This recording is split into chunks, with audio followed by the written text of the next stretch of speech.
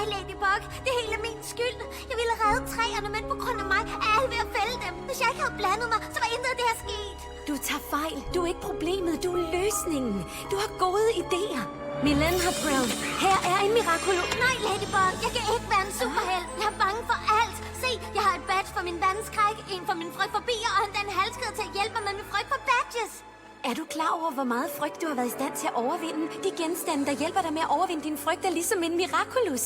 Og du kæmper hver dag med at forsvare en sag, uden at nogen bemærker det. Det er præcis som at have en hemmelig identitet. Sandheden er, at du allerede er en superhelt.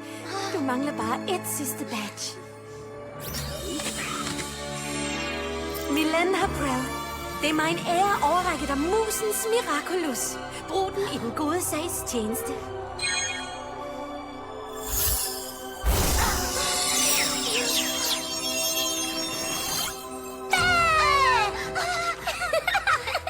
Molo, det var ikke pænt. Ægte mod er ikke fraværet af frygt. Det er at holde ud, selvom man er bange. Du behøver kun at sige én ting. Molo, piv løs! Molo, piv løs!